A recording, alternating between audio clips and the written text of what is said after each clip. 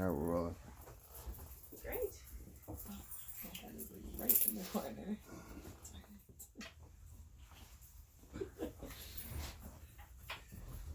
I'm sorry. You get the king's chair, huh? Yeah. Do you mind if we take some photos? Not at all. We're going to take photos of Okay. him for sure. Because we And would then, like.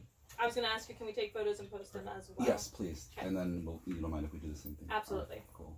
Absolutely. We'll probably wait until it's about to air. That way we can say, listen to it at this time, Right. you know, something like that. Yes, for sure. Cool, thanks. Test. I hear you great. I'm good to go. Do I have to turn this on for me to Like- say something, basically? Click the button to stop. Or are they... I'm not sure. We'll find out in 1 second. Hey, Alex, one more second. We need you. Or just step down. I just stepped down, yeah. So, That's 1, 2. Nope. That's 1, 2. If they want to speak, they turn it on. No, it's on. It's always on. you know, I press this down and it's locked in place. Yeah, no, you can just hold it like that. I don't Perfect. need to hear me. Yeah, you don't need to push anything. Okay. So I should not be like breathing heavy when I'm not talking and stuff like that, right? Try to just, because it gets scratchy, so you can just hold it like up, like up to your face when you're gonna talk, and Otherwise, something like this is cool. yeah, perfect. That'll work for you. I'm sure. Singing this song? There you go. Hey, you get onto the camera.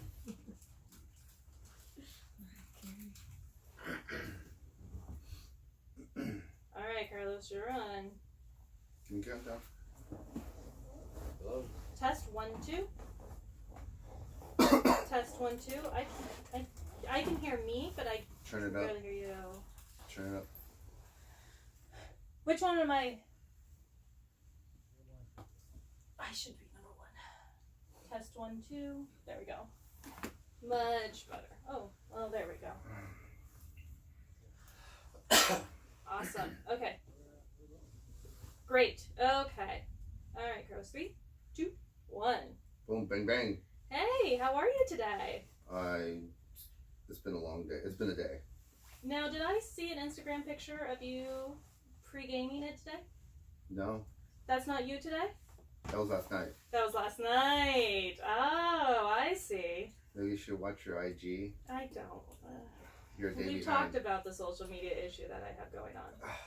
You're a day behind. It's the story of my That's life. why I'm in charge of social media.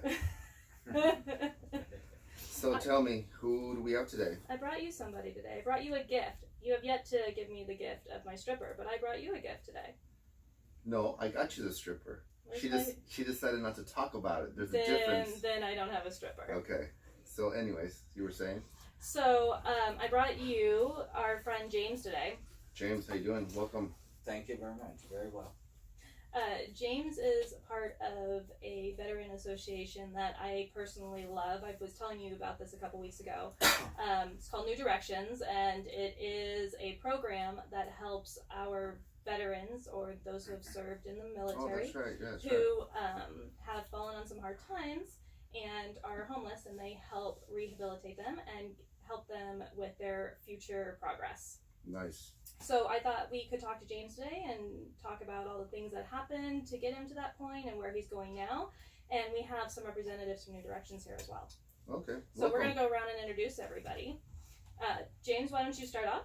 My name is James. I'm a Marine Corps veteran. I'm 55 years old, and I'm from back east in Virginia, but I grew up here in Rhode Island. Hoorah. Hoorah. Hoorah. And I'm Sam. I do the marketing and communications for New Directions. And I'm Chris. I do the development and fundraising for New Directions. Awesome. Well, welcome everybody. We're really excited to have you guys here. Thank you. Carlos and I, while neither of us have served, we have a deep love and deep respect for everybody who has served before and who are currently serving now. Yes, thank you for your service. Thank you very much. So, James, tell us about when you were in the Marines and where you served. Okay, I was in the Marine Corps in the Ronald Reagan era. It was in It's a good era. the early 80s. I got to actually meet him, work on those Air Force One, which was really great. I served mostly in stateside, Marine Corps Air Station El Toro. I was Okay. part of the Air Wing. And basically, I did air transportation. You wanted to take a military hop on leave or something like that. You came and saw us at a passenger terminal. And then I was detached to anti-terrorist group called MAG 44, FMF, Fleet Marine Force 44. It was a real quiet back then, but it's not classified anymore. Okay. So that's where I served, which is down near Disneyland, actually. Oh.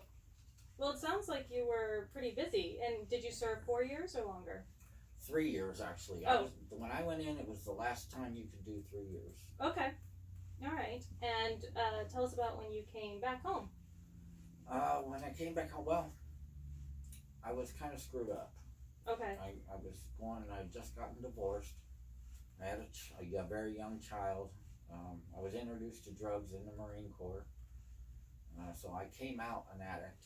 Mm-hmm. Back then, we didn't have treatment. You lost a stripe, you got busted, you got restricted to your barracks. You didn't have much to do. We keep getting feedback. Okay. I went into the family company, which was a B&W towing. We towed for local dealerships here, Galpin Motors. It was a tough time for me when I first got out. I was a weekend father, every other weekend, that type of thing. It was very topsy-turvy, and then I was introduced to cocaine. Oh. So just to back it up a little bit, so you said you got addicted while serving in the Marines? Yes, sir. To what drug? It started with marijuana and went to acid, and then into cocaine. And was that because of just boredom, an injury? Peer pressure, a lot of it. There was a lot of bullying going on back then. And I'm not the biggest guy that you really look at as a Marine. Okay. You know. What was your average weight while you were serving? Well, I did some boxing in there, so I was weighing around 120. Oh, wow, you were Oh, lean. you were tiny. Yeah, you were small. Yes. I liked the boxing thing, but I broke my nose and could never fight again because I can't see the next punch coming every time it gets touched. Oh, wow. So I can't fight anymore. That was a short career. Yeah. So then you said you came out of the service and you were addicted to cocaine. Yes, sir. And how did you who introduced you to that? It was other Marines, but I started in my end of my Marine Corps career. I started using it a little more regularly, and I ran into the wrong people, I guess you could say. Usually happens when you start using drugs. You start hanging out with one friend, another friend introduces you to another friend. It's like the crowd that just keeps getting worse. Absolutely. And I wasn't making a lot of money out of my family's company, so I dabbled in dealing, sales. I went from, I was just cocaine, strictly powder for the first 10 years. Okay. And then that eventually progressed into crack. Crack cocaine. Right. And you go through that very fast, so. Yeah, we've heard. Yeah, Yeah, so I've been an addict up to today. I'm still an addict. I'll always be an addict. I don't use anymore, but luckily, thanks to New Directions, they were very helpful with that. Okay, so then I take it that once you were addicted to crack is when you started going downhill. Sure, exactly. By the 90s, I was a full-blown crackhead. And by the late 90s, I did my first prison term of 2. For? Sales. I had to support my habits somehow, right. So I became sales. I was very low-level street dealer.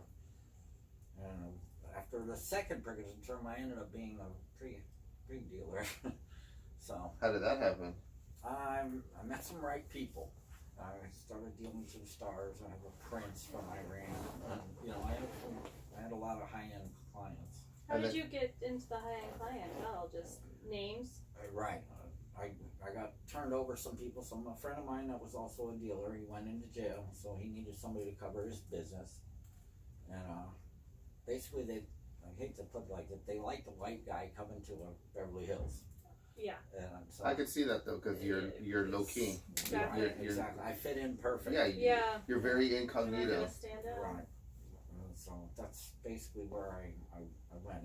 I spiraled. I got into heroin a little bit. Yeah. The last time I was arrested, I was caught with meth, heroin, crack, weed, about 15 grand worth on me.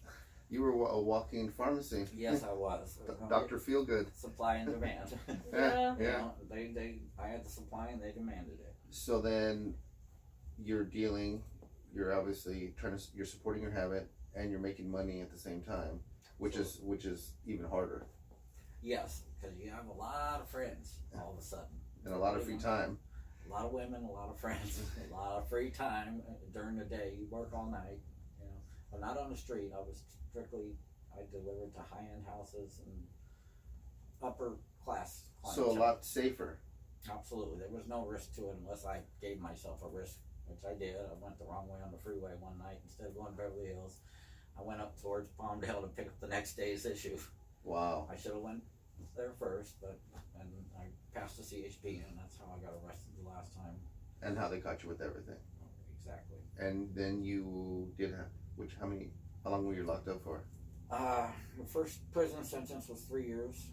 The second one was 4 years. This last one was just a year and a half. I went to another rehabilitation house with an ankle monitor on. Yeah, home arrest. Right, basically at a lockdown facility called Gateways Normandy Village in LA. I know that one. Yeah, they're very good. It's very strict and very demanding.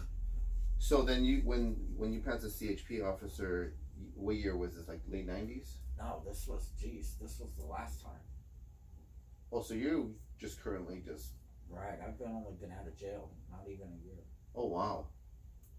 I came from jail to New Directions. Luckily. Directly. Jail to the. And then how did you find New Direction, or did they find you? They found me. I told where I was at. I was a veteran, and they told me, well, there's this program called New Directions for veterans. They've been around since the early '90s, and they help with homelessness and all that other good stuff. So do you guys go to prison jails to talk to veterans, or how do you guys make the connection? Well, didn't the VA refer you to us, or? Yes. Yeah, so the VA refers, and so that basically that's how we get referrals. So But sometimes we need to go to the prison and pick them up. So we don't go there to recruit, but we have been, and we will continue to go there to pick them up and move them into our facility, okay. basically. Okay. So then you guys make the connection, right? And then they take you straight to Normandy, right? No, I went from jail to Normandy, but still in custody. Okay. And then Normandy, I went from there to New Directions. Okay. And then New Directions is where? We're located on the West LA VA campus. That's where our transitional housing building is located. That's by UCLA, right? Yeah. Okay. Yeah, Wilshire. Okay. So then- what have you been doing since you've been in New Directions? I go to groups daily. Okay. I have mental health issues, so I see a psych weekly, which is unheard of at the VA. You have to really demand it almost if you really want your full care. And I want to take as much advantage of why I'm at New Directions of all their benefits that I can. New Directions, they help me with housing. I'm currently exploring that. I've been there 9 months now, but I'm exploring housing, drug rehabilitation. We have groups and meetings every day. Everything is offered to you. They feed you every day, 3 times a day. They give you a nice warm room and a bed, albeit with 7 other guys. There's about 80 of us, and as I've been there, I've learned a lot and met a lot of people.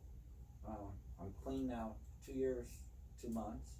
Which Congratulations. I'm very proud of. Thank you. It's great. Yeah, I'm very proud about that. I worked my way up. I am now the resident council president of the place. Okay, and what are your duties? Basically the between management and the 80 or so 90 people that we have there now. It's quite taxing. I didn't know it was going to be so busy. But I take my time, and we're free to come and go as we want. You know, except for the clinical division, which is the 2nd floor. I'm on the 3rd floor. It's called low demand, harm reduction. Okay. And then do you do like, you know how, do you sponsor somebody? Like, you know how AA, if you usually get a sponsor and your sponsor helps you through the program. Do you mentor, or do you guide anybody? I mean, can people come, depending on the level that they're at, do they come to you for information? I mean, like, what are some of your duties, I should say? My duties is to keep the peace, number one. You got a lot of military men. They're all military, and they're all got egos and testosterone, and it's very hard there to get along. There's about 10 rooms with 8 guys in each room. What's the age? Do we have anything like from 18 to Well, 50? you have to be 18 to be in the service, but we have some in the low 20s, but some up as high as 86. You know, I have a roommate who's 86. And then all these have an addiction, correct? No, it's basically fed off. You want to take this one? Yeah, so it's formerly homeless veterans, so they don't necessarily have to have an addiction Okay. or anything like that. It's just people who are living on the streets or at risk of living on the streets, and who get referred to for us, and we put them through this transitional housing program. So I'm just quick question: do you guys know, or do we know, how is it these guys come out of the military and suddenly just end up homeless? Because I mean, they do get paid in the military, and they come out. Is it because of some of them have PTSD, and then they kind of get into the drugs to forget that, or? Right. So I mean, obviously everybody's case is different, but a lot of times, when you are overseas, and people see things that it sparks trauma in you, and that's where the PTSD comes from. Correct. Or a lot of times other people get injured, which causes either a physical injury or TBI, which is traumatic brain injury. And so a lot of times TBIs are, they're brain injury, so you can't see that something is wrong. But oftentimes, there is. And so it seems like they're normal. We need a break. We need to fix these mics. I agree. Sorry. That's No, all right. it's It's not you, it's not Alex. you. We need to fix these I have like mics. a loud voice. So. That's all right. No, No, it's it's the not. mics because they're popping. If you had headphones, you could hear it. It's like Yeah. boom, boom, Yeah, boom. it's just because they're shotgun mics, so when you move them a lot, they kind of Okay. make noise. So just try to keep So them. just yeah. keep it- Yeah, just try to keep them And steady. how close to my mouth? That's perfect. Okay. Yeah, Just right that's here. perfect. Yeah. Okay. Do you want me to get into that part of the Of what part? PTSD of what I would, yeah. Yeah, we could. Yeah, Yeah, that's why. absolutely. I mean, we're there I mean, now. I'm gonna lead you into there in a second. yeah. Okay. And continue. Go So for it. you were saying, So a lot of times people get, have TBIs where, you get out of the service and then you get a job and you go to work and you can't even hold the job And because then for our listeners, TDI stands for. traumatic brain injury. Okay. And yeah, so that's, an injury that you have that isn't visible, but it affects your personality and you might be a different person. Same with PTSD, you might be a different person than you were going into the military. Right. So a lot of times this blocks people from being able to hold jobs and, and just things, and, it blocks people from being able to have personal relationships with their family members, because a lot of people do have families and oftentimes lose contact with them. And then that's what, it's a downward spiral, and then, Right. then they just find themselves living on the streets. so James, going back to your story with everything that you were involved in a secret. I don't even remember the word now. anti-terrorist. The anti-terrorist program that was very secretive. Did you feel like when you came out, you were dealing with PTSD on top of the family problems that you came back to? Absolutely. PTSD comes in many forms. For me, it was seeing the results of what we were trying to prevent. It was very hard. I actually ran into a face-to-face with a few terrorists before, Oh, and glad I was with my unit. There was only 128 of us for the whole western region of the United States, and it was very hush-hush and you wouldn't even recognize most of our men. They were mostly CIA people and things like that. It's hard to explain because I worked with so many good guys. So many good guys. We lost a few guys, and that was very hard. And that's about when I started using drugs. do you feel the trauma that you were experiencing made it easier for you to accept people offering drugs? Yeah, absolutely. You come up with any reason you want. I guess the real reason is to forget, correct? Absolutely. That's all it is. Dealing with your problems that you don't want to deal with. Yeah. Right, and Right. that goes for everybody, not even just military. It's No, like, of it's for course, everybody. right. Oh, you yeah, know? yeah. Like, we all have been there, you know. Like, Yeah. where you Is wanna there any forget. studies that brain trauma leads to addiction issues, or it makes it easier to be more susceptible to? Right, I'm sure that there is. I don't know it off the top of my head, but yeah, I mean, I'm sure it definitely there's a correlation there. So I guess the real question is also why are guys not getting help as soon Agreed. as they get released? I mean, Right. they know that they've been exposed to it. Why is there not, or do you know there's been a protocol or a program maybe being put in place right now to help these guys? I mean, because they're boys, you know, coming back, and go boys come back men, maybe, you know, and why is there not, or do you know if there is a protocol where they can go right into a program, maybe, you Right. know?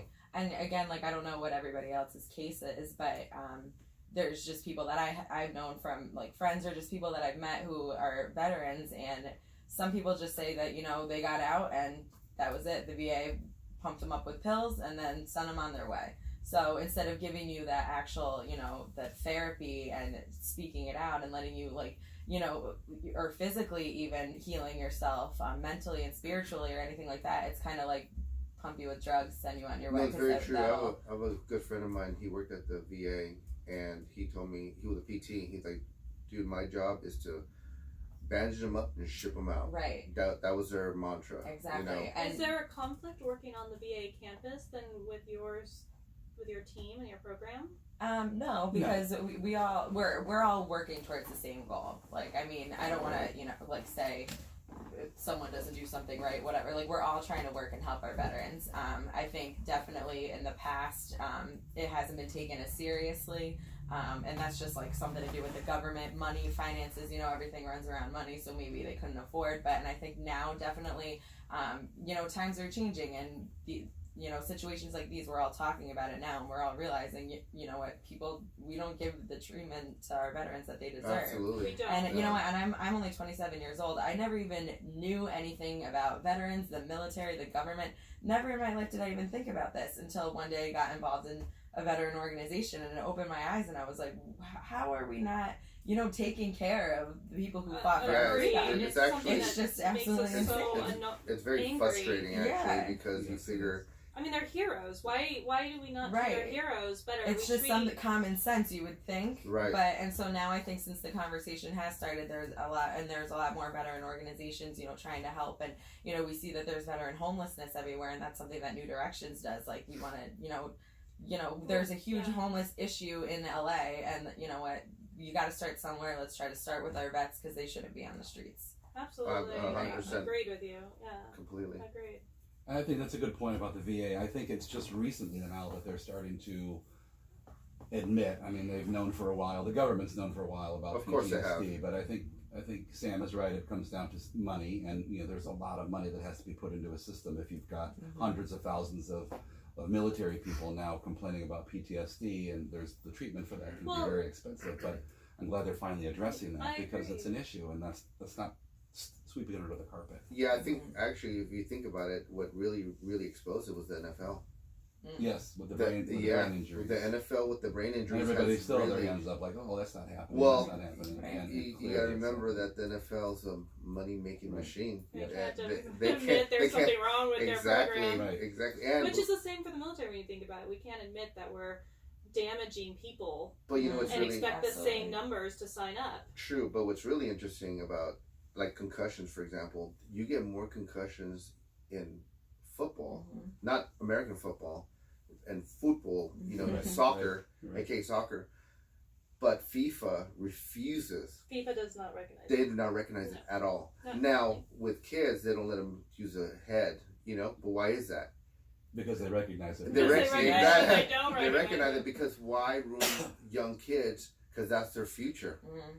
So they recognize it. They just won't say anything because of the lawsuits. Right. Actually, James, that's a good point. Did you suffer any injuries while you served? Not exactly. No, I was very fortunate. My main injuries were mental health involved. Which are just as significant. Right. I suffered two very dramatic things that I had PTSD from now after I was out of the military. One was the first one was I found my girlfriend hung Oh. one day. And, she had been there for a few days before I'd gotten over there, and just find out why she hadn't called me or I wasn't answering the phone. Another one was I was involved in a 31 trucks, one car. I was the car accident where everybody burned up on the I-5 here. Wow. And that was in 08. I'm dealing with those more for my mental health now. The drug use over the years makes that very hard for me to focus on learning how to deal with things. I'm really paying the price now for what I went through. And when those things happened, the first one was, I believe, in 04. That's when I found her. That's when my drug use really accelerated. Sure. You know, it started in the Marines, absolutely. I was introducing her to it in the Marines, absolutely, but it's a progressive disease. It just doesn't just go away. And I was getting clean, and yeah. So I have a quick question. So in the Marines, how did the drugs get in there? Did somebody bring them in? Just out in town, because people living out in town with the public too. So they bring it in, Absolutely. and then here, try this, try that. Exactly. Got it. It's definitely a party mode when I was at a party. I was at a Marine party. Yeah. Something very, very, very bad. That's the first time I tried acid. And something very, very bad happened. A WM, a woman Marine, they're called, is she got raped at that party by two of my unit guys. And they were just kids like me. They were 18 years old. And these kids ruined their whole life forever. And that was the night of my very first drug use of my whole life. So actually, that's trauma too in itself. That's super traumatic. Yeah, to so that's witness actually that. 3 that you probably have suffered through. Yeah, it was very, very bad, because we all knew her, she was part of our unit. And so was her boyfriend. He was our company clerk.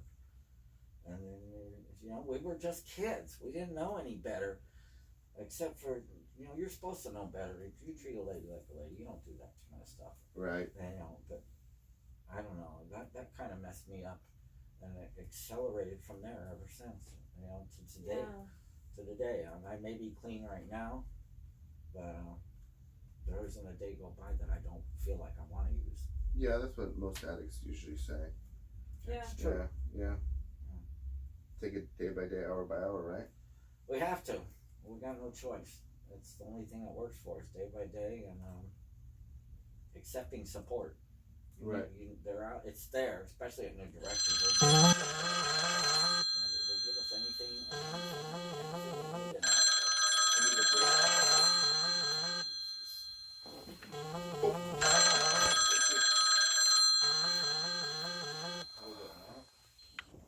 You're great. We're good. Yeah, we're good. Got about 10 more minutes. I get a little nervous. You doing and okay? I have bad anxiety, so. Yeah, I you get good? a little You doing nervous. okay? Yeah, I'll do. Alright. You want to go into talking about their run? If we're at 10 minutes? Right? Yeah. So you want me to lead into it, or you want I me got to? it. Okay. I'm good. We won't need 10 minutes for it. No, I've got a few other Perfect. questions leading up to it. So what can somebody expect when they start with New Directions? Is there a certain routine that starts in the beginning that eases up a little bit? Does everybody kind of follow the same protocol? How long can somebody stay at New Directions? Okay, I'll take that. When I got there, I was introduced to a case manager, number one. Or you did an intake, and then you're introduced to a case manager. Keep going. Okay, sorry. And Just one of my clients is annoying. Keep going. and then something we've introduced now, you can stay up there up to 2 years. It's a 2-year program, facility. And if you need an extension, they're not going to just throw you out on the street, because a lot of people don't have housing right away. Myself, I don't qualify for some. They say I'm not homeless enough. Not New Direction, not New Direction, but VASH, which is a Veterans Association, yeah. Right. So quick question, crazy to me. when they're released, is there a protocol? Do they call in to check in? Do they have like a case manager that they stay in contact with just so they stay on the right path? Or Basically, when they move out of our facility, they move into a permanent supportive housing facility, of which we have 6 right now, and another 6 on the docket to be completed and built by 2021, I think. oh wow, So then, right now, there's about 357 beds in those 6 apartment buildings. So if their apartment building may have 50 units, and 45 of those will be formerly homeless veterans that have gone through our program or maybe another program. And then they get, it's subsidized housing through the VA, so it's a lot like Section 8, but it's the government side Okay. of it. okay, The VA side of it, basically. So they move into an apartment, they'll pay a percentage of the rent. And in those apartment units, or buildings, I should say, we have a permanent supportive housing staff person. And there's also a building manager, like you would find anywhere else. But what our staff person does is make sure that she's checking in with the guys. At this point, they don't have a case manager anymore, so to speak, because they graduated the program. But they can certainly call and talk to anybody anytime they want to. But when they move into a permanent supportive housing, they're kind of on their way to being in a successful place. They've been there for a while. We help them find the apartment and make sure they can afford the rent. Hopefully they have a job before they move out, so they do can you start guys saving do a little job bit of placement money. also? We do have a job placement program that we place about 90 guys a year into different positions. We do have a bit of those 90 guys, only about 45 to 50% retain those jobs, so we're continuously finding new jobs for guys. If they want to be a forklift driver, we'll give them training for that. If they want to be work in the kitchen or a chef, then we can help them with training for that. We give them the steel-toed shoes, give them uniforms, everything that they need. We get that money wow. through parts of the government to either Amazing. buy those or get those things donated. So we want to make sure that we're setting them up to be Right, you guys are doing successful. some great work. Yeah. And then they do a lot of social activities. So they may have a movie night, or they'll go to the beach for the day, and so we'll have one of our staff will drive 6 or 7, however many people want to go, and out for that activity. And it's important that they keep engaged with each other and themselves, so that they kind of stay on that path. If they're Right. in their apartment, nobody ever sees them, then they're being checked on every couple of days just to make sure they're not relapsing. Right. And we have about 96% We went to 3 success rate Dodger with games housing. last year. Oh, okay. 96%. 3 Ram games, 96. so they Only they 4%. do supply those. We get them donated. Phenomenal. Oh, that's nice. It's the thing that we do the best is put the guys in permanent supportive housing when they're done with the program, and 96% of the Very time they're high successful. success rate. That is something to be very, We're very proud of about. Yeah, That's great. That's so good. That's got to give you some peace as well. I'm hoping. Right now, I keep getting denied, so Well, I'm kind of stuck.